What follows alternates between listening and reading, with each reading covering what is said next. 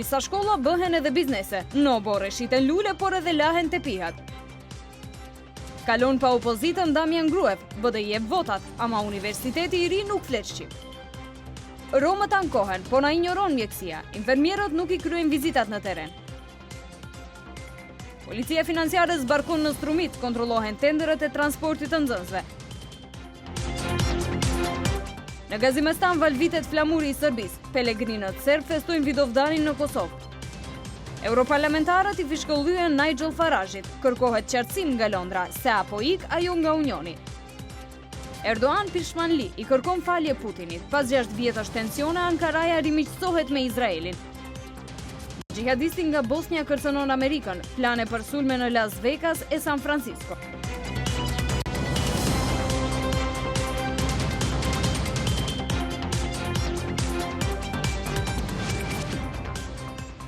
Përshëndetje të nderuar shikues, po ndiqni magazinën informative 21 Live News.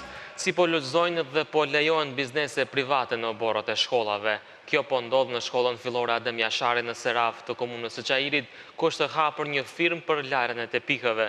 Ndërsa në shkollën Ismail Qemali është hapur lulishte. Televizioni 21 siguroi përgjigje nga drejtorët e shkollave, ndërkaq nga komuna Çajir ishin të pakapshëm. Ndiqeni historinë në vazhdim. Një firmë private për larje të tepihëve po e shfrytëzon oborrin e shkollës fillore Adem Jashari në Seraf të komunës së Çajirit. Drejtori i shkollës Halil Palloshi thotë se ai nuk e ka lejuar këtë dhe shkolla nuk merr asnjë kompenzim nga kjo firmë që po bën biznes në oborr të shkollës. Na s'kemi leju ato i laven tepihat edhe s'kan ujnojnë aty në morë me të herë. Kujna për pengoj kanë tepihat? Pjazo kanë rrugën diku dhe... A ju kanë pyet juve si drejtori? Jo, s'në kanë pyet. Po të zhvesojnë gjatë verës, gjatë pushimit. Pronarët e kësaj firme nuk deshën të prononcohen para kamerave dhe pasi panë se po xhirojmë, ata lëshuan vendin e punës. Siç mund ta shihni, pas meje janë duke u terë tepihat. Një firmë private po e shfrytëzon oborrin e shkollës së Adem Jasharit në Shkup për biznesin e tyre. Edhe në oborrin e shkollës Ismail Qemali në Çajir njësoj po bëhet biznes. Aty është hapur një lulishte për të cilën drejtori i shkollës Kadria Gushi thotë se e ka lejuar dhe apësira e shkollës është dhënë në koncesion. Ata rrinë si në qërëzin në shkollën tonë. Kanë në koncesion, atë mbajnë oborrin e shkollës edhe bëhet lulishte, nuk bëhet bërllok si po bëhet, po ngel lulishte. Ndërkaq në oborrin e shkollës fillore Ismail Qemalit shihet se bëhet një biznes tjetër, e kjo është shitja e luleve të ndryshme dhe bredhave. Gjithsesi është hapur një biznes për lulishte. Komuna Çajir, e cila kanë në kompetencë shkollat fillore Ismail Qemali dhe Adem Jashari, nuk ishte e kapshme për të komentuar lulëzimin e bizneseve në oborret e shkollave. Ndërsa sot filloi regjistrimi i nxënësve në shkollat të mesme, Unioni i Nxënësve Shqiptar ankohet se s'ka paralele të mjaftueshme për mësim në gjuhën shqipe në disa shkolla të mesme në Shkup dhe se nxënësit po detyrohen të regjistrohen në paralele maqedonase, por këto pohime janë përgënjeshtruar nga drejtoria e shkollës Arseni Jovkov. Unioni i Nxënësve Shqiptar ankohet se drejtoritë e shkollave të mesme, Cveta Ndimov dhe Arsen Jovkov, në Shkup po i detyrojnë nxënësit shqiptar që të regjistrohen në paralelet me mësim në gjuhën maqedonase, për shkak të mungesës së paraleleve me mësim në gjuhë shqipe. Majlinda Cilafi, kryetare e këtij unioni, thotë se semi-maturantët po detyrohen nga ana e drejtorëve të këtyre shkollave që të regjistrohen në paralelet maqedonase. Kur them janë të detyruar, kjo do thotë se faktikisht prej drejtorisë janë të detyruar se nuk ka vend në paralelet shqipe dhe për drejtim të caktuar, patjetër që të shkojnë ta vazhdojnë mësimin në gjuhën maqedone që ta kryejnë atë drejtim që duan të vazhdojnë nxënësit shqiptar. Po konkretisht më shumë vrehet kjo problematikë te shkolla e mesme Arsen Jovkov dhe Cveta Ndimov këtu në Shkup. Por televizioni 21, për ta vërtetuar këto pohime të Unionit të Nxënësve Shqiptar, ishte në shkollën e mesme Arsen Jovkov. Nazim Rahmani, ndihmës drejtor në këtë shkollë, dhe se nuk ka probleme të këtilla dhe se ka numër të mjaftueshëm të paraleleve me mësim në gjuhën shqipe. Ai thotë se ky problem ka qenë gjatë viteve të kaluara. Viteve më përparshme po, viteve më hershme po, ndërsa vitin e kaluar domethënë nuk ka pas interesim shqiptarëve. Në vitin e kaluar është hap në krahasim me vitet krahasim para 2 viteve, vitin e kaluar kemi hap një paralele 3, domethënë para 2 vite ishin 7 paralele drejtimit ekonomik, ndërsa vitin e kaluar janë 8 paralele drejtimit ekonomik shkollën tonë, shkollën Arseni Jofkov. Në këtë shkollë, sot ishte dita e parë e regjistrimit të nxënësve, ku ishin regjistruar rreth 200 nxënës, ndërsa rezultatet për pranimin e nxënësve do të publikohen ditën e njëjtë. E pas shumë stërzgjatjeve në kuvend u votua sot me procedurë të shkurtër pa praninë e opozitës propozim ligji për themelimin e Universitetit Damian Gruev, që nga publikimi i idesë për themelimin e tij para disa muajve nuk munguan përplasjet politike. Me 67 vota për dhe 6 kundër, deputetët sot dhanë dritë jeshile për formimin e Universitetit të 7 shtetëror, i cili do të financohet nga taksa paguesit. Damian Gruev në esencë do të jetë universitet për mbrojtje, siguri dhe paqe, dhe i njëjtë do të përbët prej 9 fakulteteve dhe 2 instituteve. Për deputeten Solza Gërçeva, themelimi i këtij universiteti përfaqëson lojë të pastër politike pas një strategji. Unë këtë projekt e shoh si projekt të dëmshëm, projekt politik i cili do të jep goditje shtesë arsimit të lartë. Por sipas deputetëve të partisë në pushtet VMRO TPMN, Universiteti i ri është i nevojshëm me qëllim që të ndalohet monopoli i arsimit të lartë dhe të përmirësohet gjendja e së njëjtës. Разликата во пристапот е тоа што ние се обидуваме со разни инициативи. Dallimi në qasje është aty se ne mundohemi me nisma të ndryshme, duke filluar prej reformave në arsimin e lartë, themelimin e një universiteti të ri në Shqip, nismë kjo e cila ishte suksesshme, ose mbështetjen për themelimin e Universitetit të Shtulit para 10-15 viteve, ose nisën për themelimin e Universitetit në Terezë, e cila miratua në kuvend, ose nisën për themelimin e këtij universiteti të ri. Të lëvizim punën, të rrisim standardet. Kryetari i Komisionit për Arsim dhe Shkencë prej radhave të LSDM-s, Petar Atanasov, deklaroi se VMRO DPMN-ja voton universitete partijake për akomodimin e kuadrove të veta. Nema debata, nema argumenti. Nuk ka argument, nuk ka debat, ka vetëm urdhër partijak dhe interes partijak. LSDM nëpërmjet 1000 amendamenteve i shpreu argumentet. Opinioni akademik po ashtu shpreu kritika serioze. Republika Maqedonisë nuk ka nevojë për universitet partijak, në dëm të financimit të universiteteve të tjera. Deputeti PD-s Orhan Ibrahimi shtoi edhe disa vërejtje tjera. Ai konsideron se Universiteti i ri do ta ndajë shoqërinë në Maqedoni. Me karakter monoetnik, karakter shoven, nacional, vend të saj që të ndërtoj një kohezion, të ndërtoj një bashkëjetesë, ta bëjnë segregim këtë shtet. Sipas tij, ky universitet është fyerje për popullin shqiptar, sepse siç tha ai, në 9 fakultetet e të njëjtit është paraparë që mësimi të zhvillohet vetëm në gjuhën angleze e maqedonase. Në fund të vitit 2015, u themelua edhe universiteti tjetër i ri Nëna Terezë në Shkup, ku mësimi do të zhvillohet në 3 gjuhë.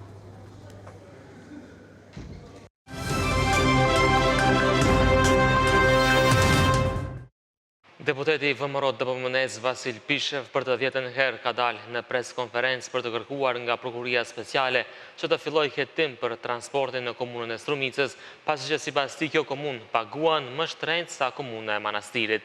Ai këtë herë kërkon që hetimin ta bëjë Prokuria Themelore, pasi që sipas tij Prokuria Publike Speciale është e zënë me fushat kundër partisë në pushtet. Ndërkohë lidhur me tenderët, sot në komunën e Strumicës kanë hyrë inspektor financiar duke kontrolluar të gjitha dokumentet gjatë 3 viteve të fundit.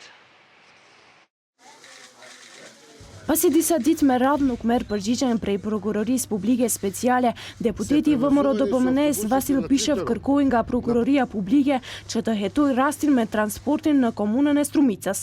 Ai që 10 ditë akuzon kryetarin e komunës së Strumicës Zoran Zaev se ka dhënë tender firmës Triterol, e cila ka përfituar 1.150.000 euro. Sipas Pishev, pronari i kësaj kompanie, Lefter Andonov, është antar i LSDM-s dhe pikërisht është kjo arsyeja se pse ka fituar tenderat. Për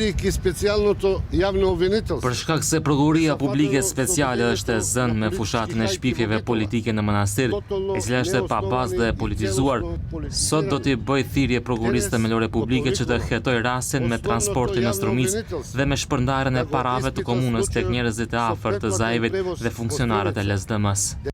Sipas deputetit të VMRO-DPMNE-s, LSDM nuk guxon të jetë mbi ligjin. Nga ana tjetër, gjatë ditës së sotme, policia financiare ka qëndruar në komunën e Strumicës, ku ka kontrolluar dokumentacionin e tenderëve në 3 vitet e fundit, por nga kjo komunë thonë se nuk kanë se për çka të frikësohen dhe se kanë punuar në bazë të ligjit. Prej atje thonë se i gjithë dokumentacioni i kërkuar i është dorëzuar inspektoriatit financiar, kurse kontrollat e mëparshme kanë treguar se Strumica është komuna më transparente në vend. Kjo nuk është hera e parë që policia financiare po kontrollon dokumentacionin e kësaj komune. Gjatë 2 tentimet e para në këtë vit, nuk është ngritur asnjë padin ndaj ndonjë të punësuari në komunë apo kryetarit të komunës. Kryetari grupi parlamentari VMRO-DPMNE-s dënoi sjelljen e deputetes së LSDM-s Lidia Dimovska gjatë protestave të mbrëmshme. Partia në pushtet i bëri thirrje opozitës të kthehet në kuvend dhe të meritojnë paratë e fituara nga qytetarët, por për këtë nga LSDM deklaruan se VMRO-DPMNE-ja së bashku me gjykatën kushtetuese duhet të prononcohen për kushtetueshmërinë e prokurisë publike speciale.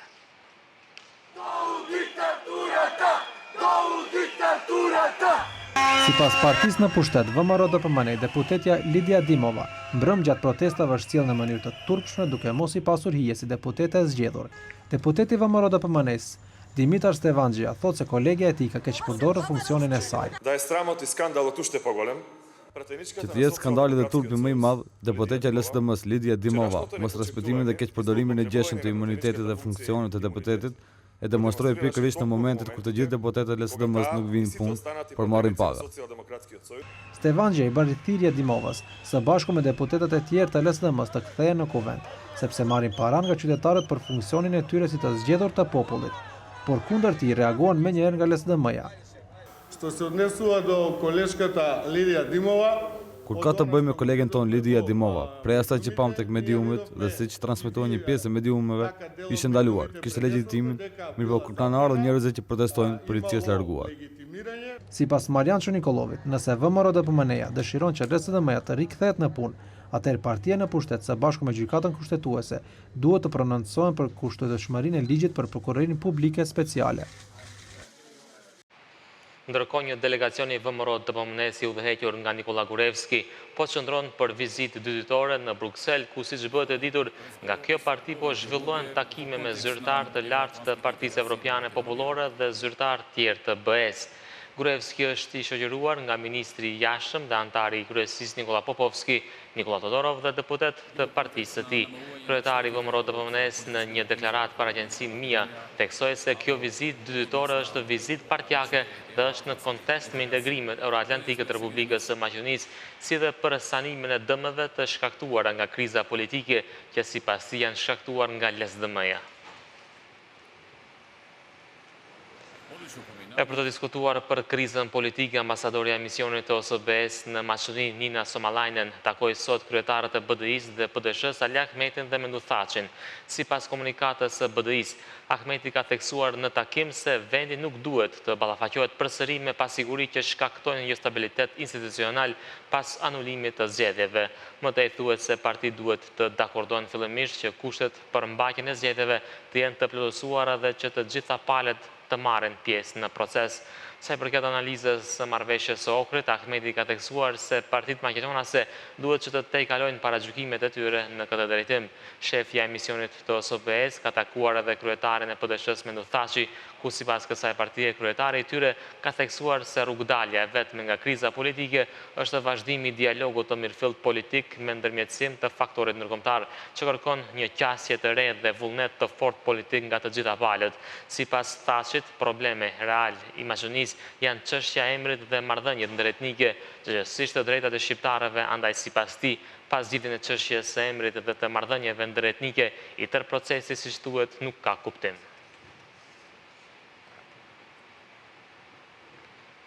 Kryetari i LSDM-s Zoran Zaev takoi sot kryetaren e shoqatës së gazetarëve të Maqedonisë Naser Selmani.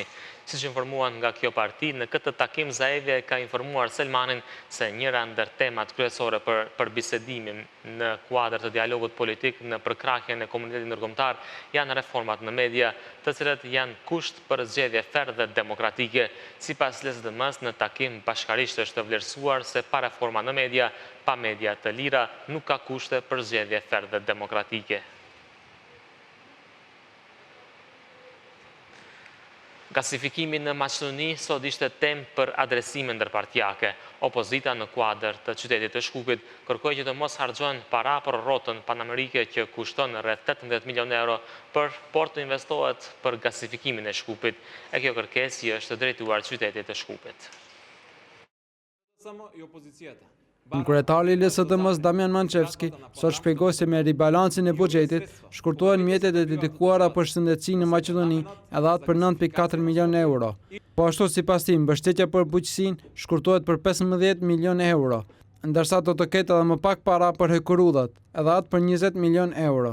Në këto kushte Manchevski pyet, pse është e nevojshme të investohen 20 milion euro në rrotën panoramike, kur mund që këto para të investohen në përmirësimin e standardit jetësor në Maqedoni. SDSM i opozicieta.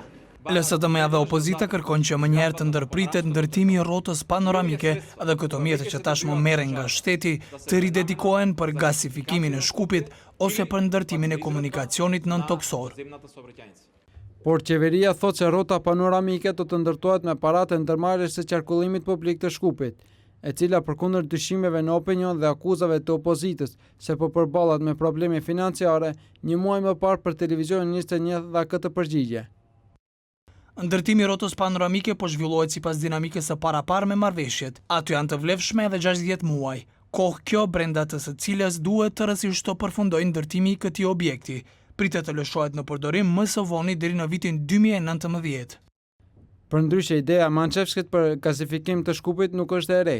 Edhe përfaqësues të tjerë politik në të kaluarën kanë planifikuar dhe premtuar gasifikimin e industrisë dhe amnistrisë në kryeqytet, por projekti kur nuk përfundua tërësisht. Sipas rregullave, gasësjellsi dhe projektet e ngjashme që janë planifikuar e anashkalojnë Maqedoninë. Projekti i fundit gasësjellsi Transadriatik ose TAP, ndërtimi i së cilës filloi para pak kohe dhe i njëjti duhet të sjellë gaz nga Azerbajxhani në Evropë, por duke kaluar paraprakisht nëpër Greqi dhe Shqipëri. Maqedonia shpreson që t'i bashkangjitet projekti TAP. Për momentin, gazi vjen vetëm nga gasësjellsi në Evropë me kapacitet prej 800 milion metra kub gaz, por që është i dedikuar vetëm për objekte industriale dhe jo për amnistri.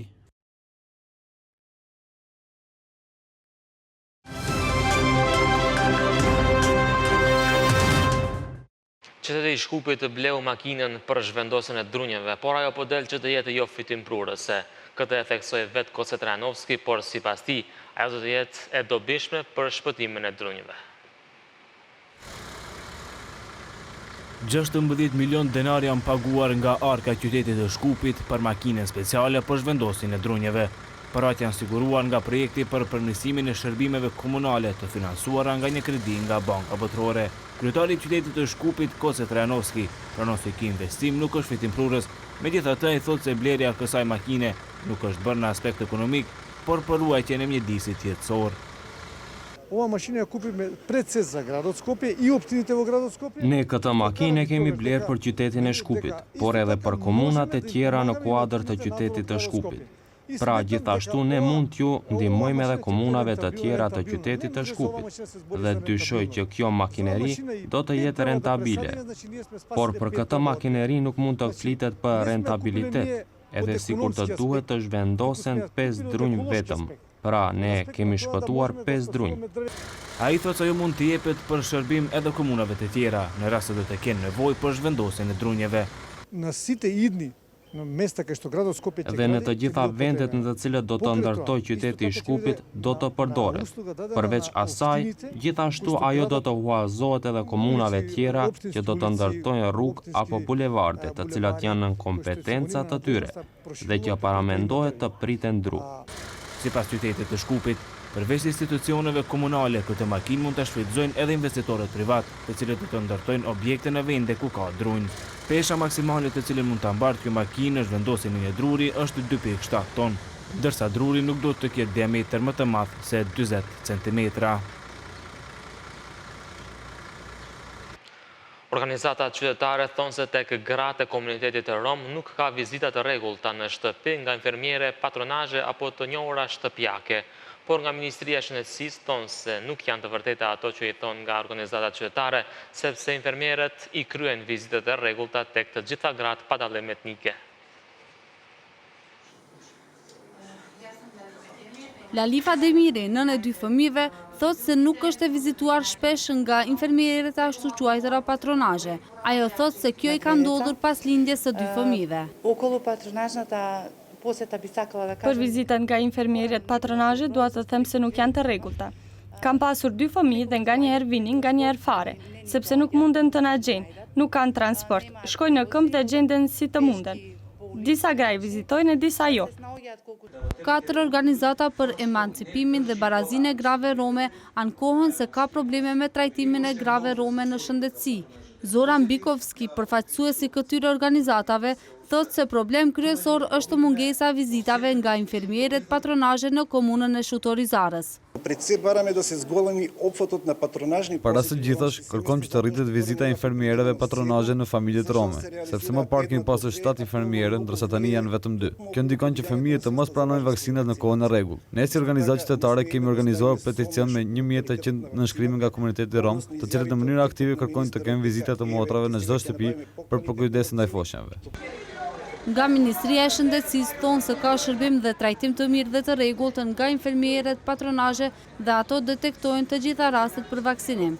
Sipas të dhënave të entit për mbrojtje shëndetësore të nënave dhe fëmijëve, në komunën e Shutorizarës ka mbulim më të mirë për imunizimin në krahasim me komuna tjera. Nga Ministria thonë se në nivel shtetëror janë në 300 ekipe të infermierëve patronazhe, ndërsa vetëm në qendrën shëndetësore në Shkup janë në 69 infermiere.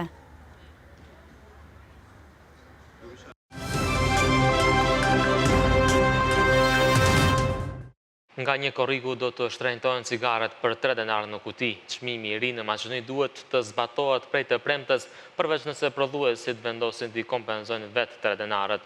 Është paraparë që për këtë verë, kjo të jetë rritja e fundit e akcizës për 3 denarë në kuti.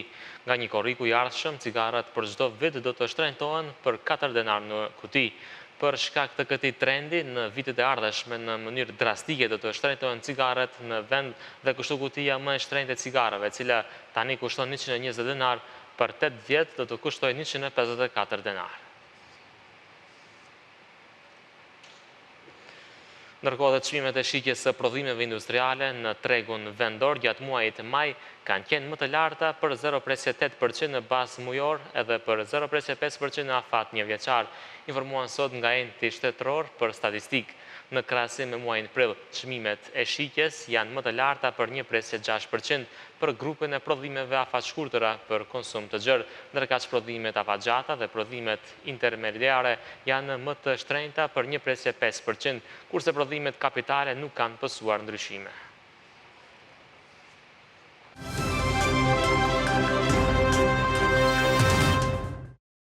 Një vend pune në teatrin e Tetovës ka shkaktuar sherrë mes aktorit Florin Mehmedit dhe drejtorisë këtij teatri. Aktori Mehmedi në emisionin Pastel tha se është bërë padrejtësi, por drejtori i teatrit Valmir Aziri ka thënë versionin e tij lidhur me këtë problem.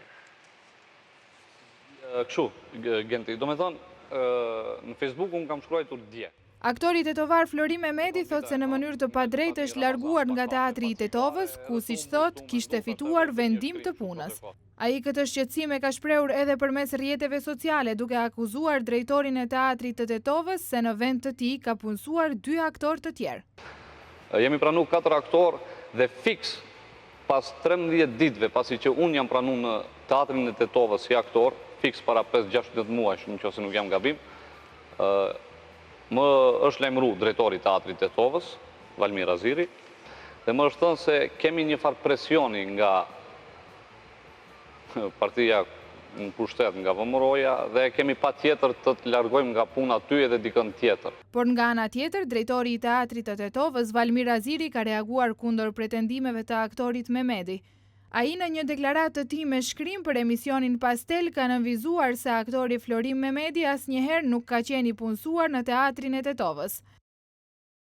Zotëria e nderuar nuk ka qenë asnjëherë i punësuar në teatr dhe si rrjedhoi ne nuk kemi mundur ta largojmë prej pune.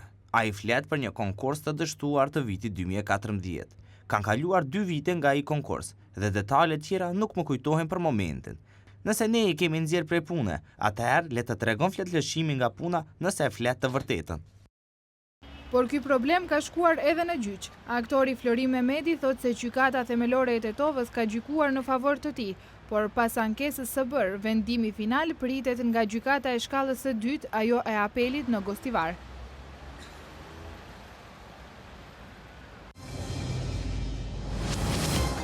Disa shkolla bëhen edhe biznese, në Obore shiten lule, por edhe lahen të pihat. Kalon pa opozitën Damian Gruev, BDI jep votat, ama Universiteti i Ri nuk flet shqip. Romët ankohen, po na injoron mjekësia, infermierët nuk i kryen vizitat në teren. Policia financiare zbarkon në Strumit, kontrollohen tenderët e transportit të nxënësve.